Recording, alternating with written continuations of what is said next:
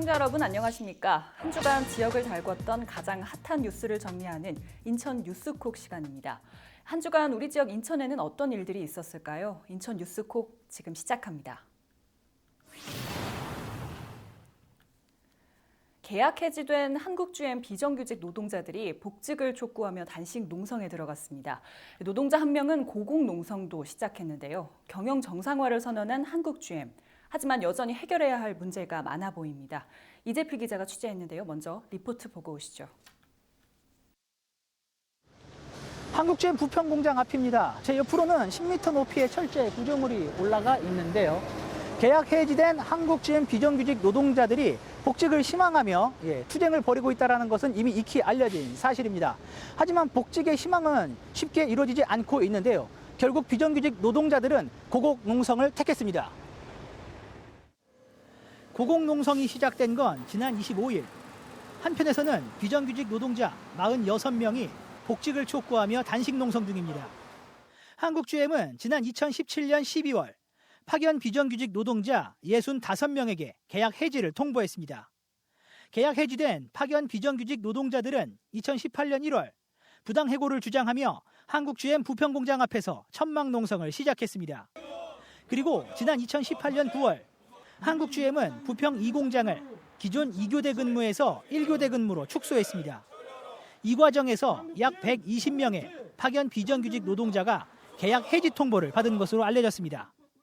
한국GM 공장 내 모든 비정규직 노동자는 정규직으로 전환돼야 된다는 판단을 하고 있는 것이 현재 시점입니다.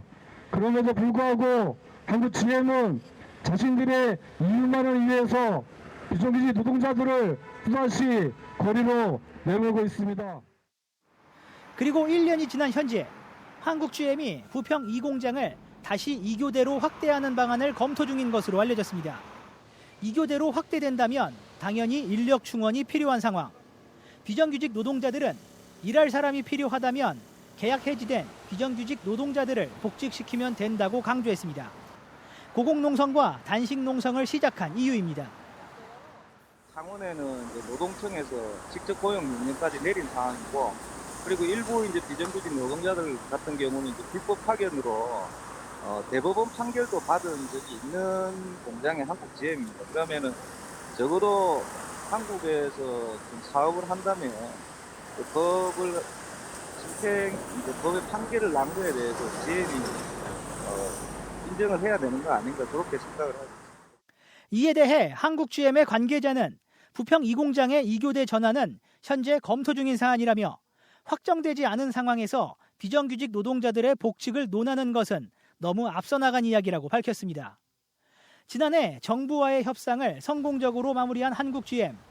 하지만 비정규직 문제 등 갈등은 여전히 현재 진행형입니다. 헬로티비 뉴스 이재필입니다. 네, 고공농성과 단식농성에 들어간 한국GM 비정규직 노동자들의 이야기 보고 왔습니다. 네, 이재필 기자, 이 한국GM 비정규직 노동자들의 투쟁은 사실 상당히 오래된 얘기죠? 네, 맞습니다. 지난 2017년 그 경영 악화로 한국GM의 철수설이 강하게 제기가 됐었죠. 네. 그리고 실질적으로 진짜로 군산 공장이 폐쇄를 하면서 정말 철수하는 건 아니냐라는 이런 그 위기감이 강하게 제기가 됐는데요. 한국GM 본사가 있는 부평, 그 부평 공장에서 일하는 한국GM 소속 근로자만도 한 10,000명 정도가 됩니다. 그리고 한국GM과 연계된 인천 지역 협력업체 노동자 수만도 16,000명 정도가 되는데요. 네, 그 한국GM이 인천 지역 전체 인천 지역 경제 중에서 한 15% 정도를 차지한다라는 이야기도 있습니다. 상당한 영향력인데요. 이런 상황에서 한국GM이 인력 조정을 진행을 합니다. 네, 당연히 정규직보다는 용역업체 소속인 파견 비정규직 노동자들을 조정하는 것이 훨씬 쉽겠죠. 용역업체와 이제 계약을 해지하면 되는 부분이기 때문에요. 그렇게 지난 2017년 12월 31일 부평 공장에서 근무하던 파견 비정규직 노동자 65명이 계약 해지 통보를 받습니다. 네. 그리고 이후 2018년 1월에 8명의 파견 비정규직 노동자가 또 추가로 계약 해지 통보를 받게 되는데요. 그리고 앞서 리포트에서도 언급을 했지만 지난 2018년 9월 한국GM이 부평 2공장을 1교대로 축소를 합니다. 네. 이 과정에서 약 120명의 파견 비정규직 노동자가 계약 해지 통보를 받은 것으로 알려져 있는데요. 계약 해지된 비정규직 노동자들은 이미 지난 2017년 계약 해지 통보를 받은 이후에 바로 다음 달인 2018년 1월부터 본사 앞에서 복직을 위한 그 천막 농성을 이어오고 있는 그런 상황인데요. 이번 단식 농성과 고공 농성은 그 새로운 게 아닌 비정규직 노동자들의 현재 진행형인 복직 투쟁이라고 볼 수 있을 겁니다. 어떻게 보니까 이게 파견직이기 때문에 또 일자리를 쉽게 잃은 것 아니냐 이렇게 볼 수 있을 것 같은데 네. 그런데 이들을 한국GM의 정직원으로 봐야 한다라는 정부의 판단이 있었죠. 네, 맞습니다. 용역업체 소속으로 이제 파견 근로를 하고 있는데 용역업체가 아니라 원청인 한국GM의 지시에 따라서 업무를 맡아왔다라고 정부는 판단하고 있는 겁니다. 네. 이는 파견법 위반이거든요. 예. 고용노동부는 이에 맞춰서 한국GM 부평공장과 창원공장의 비정규직 노동자 1,662명을 불법 파견으로 판단을 하고 한국GM에 이제 시정명령을 내렸습니다. 그러니까 정규직으로 직고용해라라고 명령을 내린 상황인 거예요. 네. 그런데 한국GM은 이를 받아들이지 않고 있죠. 현재 한국GM은 이와 관련해서 이제 그 행정 소송을 정부와 진행 중에 있는 그런 상황인데요. 관련해서 검찰의 수사도 현재 진행 중에 있는 그런 상황입니다. 이와 함께 비정규직 노동자들은 사측을 상대로 말씀드렸던 것처럼 이제 정규직 지위를 인정해라라고 하는 그 민사 소송도 진행 중에 있는데요. 이미 지난 2015년 한국GM의 비정규직 노동자 5명이 대법원으로부터 불법 파견을 인정받아서 정규직으로 전환된 사례가 있습니다. 이미 있는 그런 상황이에요. 네. 비정규직 노동자들이 정규직 전환을 촉구하면서 복직 투쟁을 벌이고 있는 이유이기도 합니다. 한국GM에서는 그러면 구체적으로 어떤 입장인 거예요? 한국GM의 입장은 제가 취재한 이후부터 현재까지 네. 한결같습니다.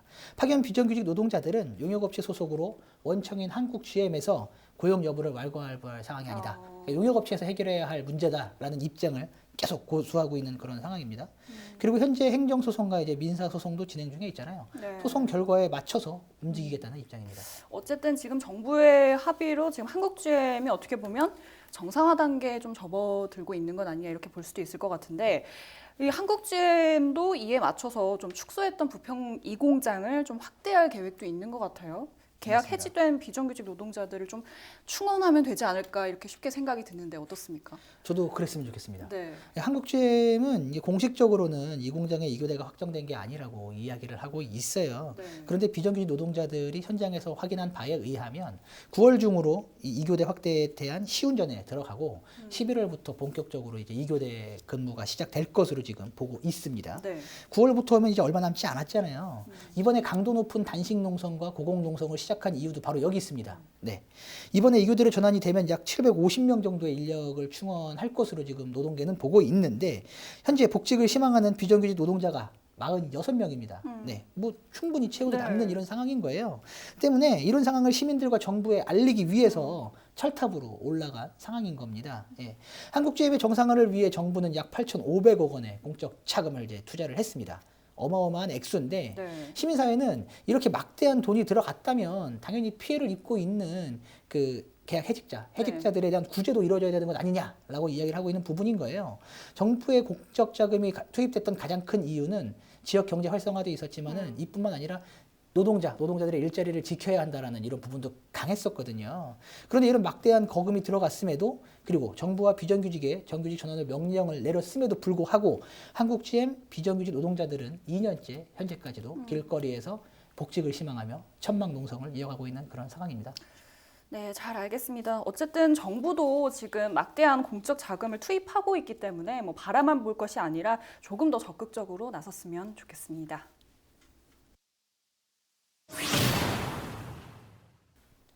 네, 다음 소식 짚어보겠습니다. 계양구가 3기 신도시를 비롯해 각종 도시개발 계획 등으로 거듭된 변화를 예고하고 있습니다. 이런 와중에도 각종 개발 계획에서 제외된 계양 낙후 지역 주민들이 모여 비대위를 결성하고 본격적으로 지역 개발을 위한 행동에 나서서 주목되고 있습니다. 이정아 기자의 취재 내용 먼저 보겠습니다. 계양 일부 지역 주민 100여 명이 한자리에 모였습니다. 주민들이 각종 지역 개발에서 제외됐다는 이유를 들어 인천시를 상대로 반발하는 자리. 계양일동 무시하는 인천시는 각성하라! 각성하라! 각성하라! 각성하라! 참가자들은 그동안 내 지역만 소외되고 있었다며 한껏 목소리를 높였습니다. 인천 지하철 1호선 검단선을 장기지구 통과하라. 계양일동 수도권 매립지 피해 대책 주민 편의 시연을 즉각 지원하라. 인천시는 득실동을 파괴하는 검단 경명대로 고가도로를 폐지하고 노선을 변경하라. 주민들은 오랜 시간 쌓여온 난개발 문제로 점차 살기가 힘들어졌다고 하소연합니다. 특히 인천 지하철 1호선 연장과 경명대로 고가도로 신설 사업은 계양 주민들은 배제한 채 검단 신도시만을 위해 추진한다는 주장입니다. 검단을 위해서 나는 도로에 철도고 뭐고 다 여기가 지나만 가 고가로 어디로 우리 계양 일동은 아니지. 그거는 다 지역을 반토막 내는 거지. 또 지난 1992년 건설된 수도권 매립지 수송도로의 환경과 안전 문제 역시 오랜 기간 거듭된 지역 내 민원입니다.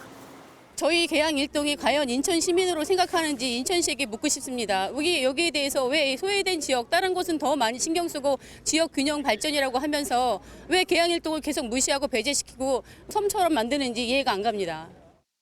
이 밖에도 주민들은 오는 2022년 완공 예정인 원당 테리간 도로의 진출입로 설치 등도 강하게 요구하고 있습니다. 계양 낙후 지역을 중심으로 한 비대위는 앞으로 인천시 국토부 등과 면담을 이어가는 등 적극적으로 지역 개발에 대해 요구할 것으로 보입니다. 헬로티비 뉴스 이정아입니다. 네, 계양 주민들이 꾸린 비대위 발대식이었는데요. 낙후 지역이다 우리는 뭐 이런 내용들을 이야기하고 있는데 이정아 기자 어떤 자리였습니까? 네, 앞서 취재 내용에서 보신 것처럼 계양일동 주민들이 이제 우리 지역만 각종 개발에서 소외되고 척박한 환경에서 우리만 더 이상 살 수가 없다. 이제 우리도 참을 만큼 참았으니 우리의 목소리를 내겠다. 이렇게 선포를 하는 자리였습니다. 계양일동을 비롯해서 장기동, 둑실동, 선주지동 등 대부분 개발과는 다소 거리가 먼 이 낙후된 지역의 주민들 100여 명이 모였는데요. 지난 뉴스국 시간에서도 다뤘던 이 지역 이슈에서도 좀 이어지는 내용입니다. 네. 주민들이 각종 지역 개발에서 제외됐다는 이유를 들어서 인천시를 상대로 반발을 하고 있는 건데 참가자들은 그동안 내 지역만 소외되고 있었다면서 목소리를 높였습니다.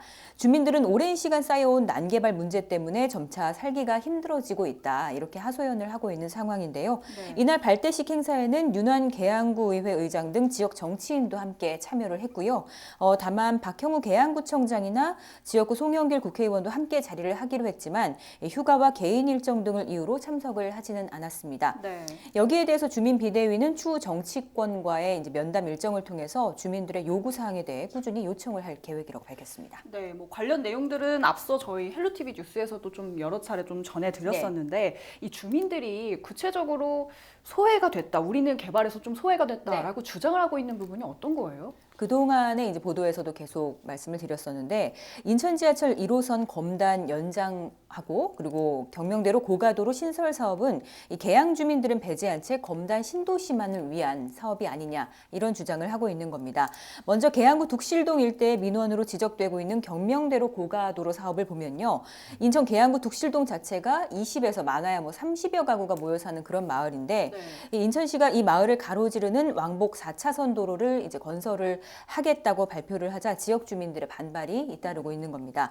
검단 신도시에서 계양구 둑실동 또 서구 공촌동까지 3.8km 구간을 잇는 건데요. 이 도로가 계양구 둑실동의 머리 위를 지나게 되면서 주민들이 좀 예민하게 반응을 하고 있는 겁니다. 두 번째로는 인천 지하철 1호선을 검단까지 연장을 하는 데 있어서 계양일동, 장기동 일대 지역을 그냥 회싱을 하고 지나칠 게 아니라 이 지역이 낙후돼 있는 만큼 장기지구에도 정차역을 신설해야 한다 이렇게 주장을 하고 있는 상황이고요. 이와 함께 저희가 지난주에도 전해드렸던 보도죠. 지난 1992년 건설된 수도권 매립지 수송도로의 환경과 또 안전 문제 역시 오래된 이제 지역 내 문제이기도 한데요. 지난 이제 1992년 건설된 왕복 4차로의 이 도로가 위험하기도 하고 또 매연, 또 분진, 소음 이런 환경 문제도 끊임없이 이어지고 있음에도 불구하고 이 현행법상으로는 수도권 매립지 반경 2km 이내만 주민기금 등이 지원이 되고 있어서 피해를 입는 계양 지역에 대한 어떤 지원책이나 뭐 이게 돌보는 이제 정책 같은 것은 이제 하나도 없는 실정입니다. 그렇죠. 예. 추진되던 지하차도 신설 사업 역시 이제 중간에 중단이 됐고요. 주민들은 이에 대한 보상으로 복합문화센터를 건립을 해달라고 주장을 하고 있는 상황입니다. 이 밖에도 주민들은 오는 2022년 완공 예정인 원당 테리간 도로의 진출입로 설치 등을 통해서 지역 주민들도 실질적으로 이런 도로들을 이용할 수 있게 해달라 이렇게 요구를 하고 있는 상황입니다. 주민들이 많이 소외가 됐고 네. 그동안 많이 소외를 받아왔고 또 이에 따른 요구사항도 되게 많은 것 같은데 네. 비대위 앞으로 계획은 어때요? 주민들이 그동안은 3, 3, 5 모여서 본인들의 의견을 내고 이 정도에 그쳤는데 이번 발대식을 통해서 주민들이 조금 더 조직적으로 움직이겠다고 선언을 한 만큼 지역 정치권이나 행정에 관심도 좀 필요한 상황인데요. 네. 앞으로 주민들은 인천시 또 국토부와도 지속적으로 면담 자리를 만들어서 적극적으로 지역 개발에 대해 강하게 요구할 것이라고 밝히기도 했습니다. 네, 알겠습니다. 아무래도 지역 주민들의 민원이나 또 요구의 목소리가 높아지고 있는 만큼 계속해서 후속 보도도 또 챙겨보도록 하겠습니다.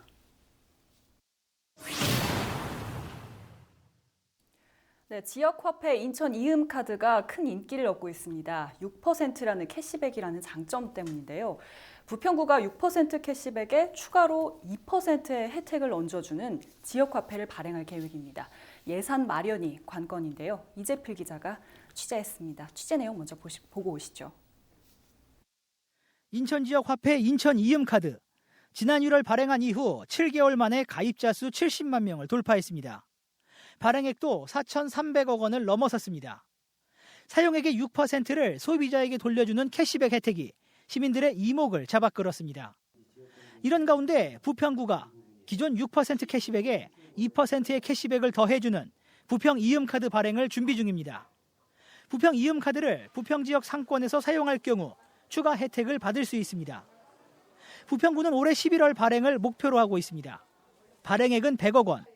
부평구는 캐시백으로 지급할 예산 2억 7천만 원도 추경에 반영해 놓은 상황입니다. 부평구 의회는 부평 이음카드를 지속적으로 운영할 수 있도록 집행부에서 예산 확보 방안 등 대책을 마련해야 한다고 강조했습니다. 실제로 앞서 기초지자체 차원에서 지역화폐를 발행했던 서구는 발행 102일 만에, 미추홀구는 발행 57일 만에 예산 문제로 추가 캐시백 혜택을 중단했습니다. 좋기는 한데 이게 연속성이 있어야 된다는 얘기죠. 정책에는. 그 지속성, 연속성을 유지를 할 수가 있겠느냐라는 부분에 고민을 우리가 깊이 해야 할 거다. 부평구도 구의회의 지적에 공감하며 추경 등 예산 확보에 힘쓸 것을 약속했습니다. 특히 부평구는 타 지역보다 인천 이음카드 사용률이 낮은 상황. 이번 지역 화폐 발행이 부평 구민들의 인천 이음카드 사용률을 높일 수 있는 방안이 될 수 있다고 예상했습니다.